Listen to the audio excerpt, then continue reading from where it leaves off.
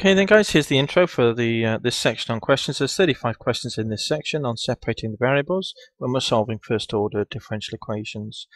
These differential equations are of this form here, where we can separate out the x's and the y's and move them around the equation from times on one side to divide on the other. If we can do that in the way that's illustrated here in general, then it's termed that the equation is separable. So if we look at this, then we can see that if we divide by g of y both sides here, effectively it's effectively moving this g of y from times on one side to divide on the other to be with the dy dx. Then we're integrating both sides with respect to x, so we write integral dx is equal to, now we're integrating the f of x that's left there with respect to dx, so we end up with this.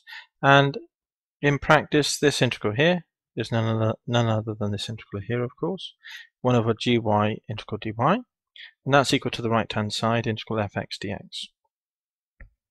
So in practice then, when we're doing these problems, it's as though we treat dy dx as though it were a fraction.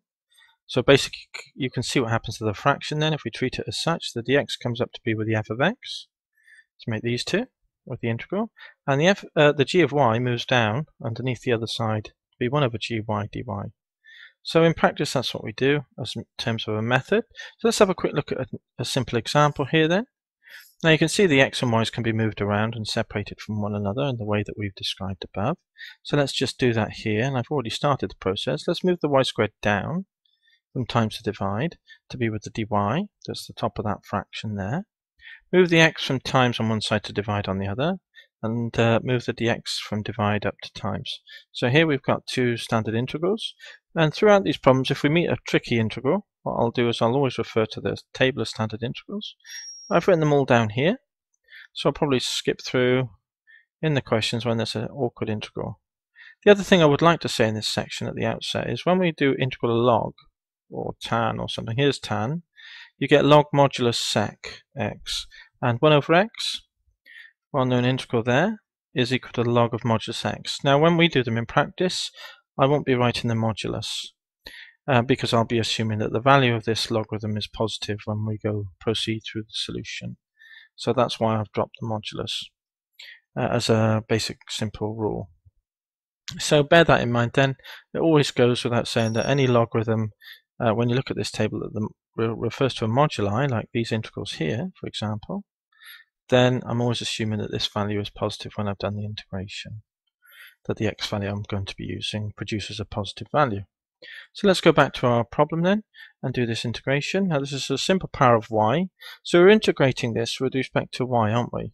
So we do exactly the same process. This is y to the minus 2. We increase the power by 1 to minus 1 and divide by that number. And then this integrates to log nx, and as I said just a moment ago, we're not going to bother with writing the moduli. We'll just assume that these problems are solved for this being positive. Now there's a constant of integration. When we do this integration here, there's a constant here, and there's another constant there. But if you move this constant that's generated over to here, you'll have the difference between two constants.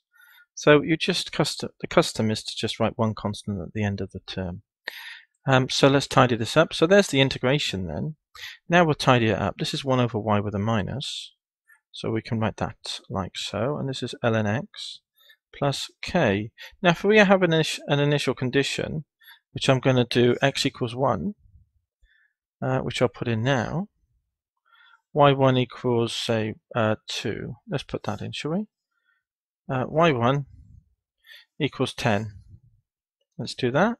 So I've written the initial condition here, and let's put the values in to find out k, because this is what we do in practice. What this means, this is shorthand for the x value is 1 when the y value is 10.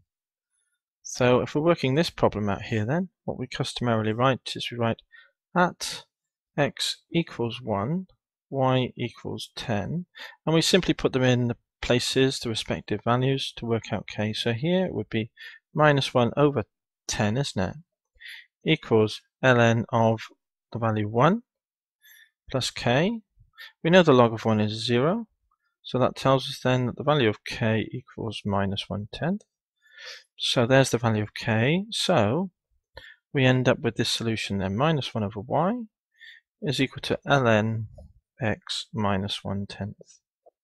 Now that's in implicit form, and oftentimes we don't bother rearranging things in these solutions. to gain an explicit form unless it's reasonably convenient to do so. In this case, it actually is worth getting y equals, and that would be an explicit form if we were able to write the final equation as y equals something with functions of x, the function of x on the other side.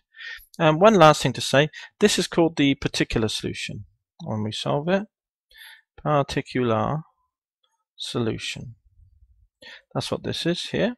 And before, when we just generated the constant here, this is termed or called the general solution. Most times in these examples we'll be working out the general solution, but on occasion I put some initial conditions into the problem, and these are the initial conditions here, are described as initial conditions, and then we can obtain the value of k, and that's termed to be the particular solution. So that's all I wanted to say, just a few brief words about the problems you meet in this section. All the best with it, guys, and I'll catch you in another section. Cheers!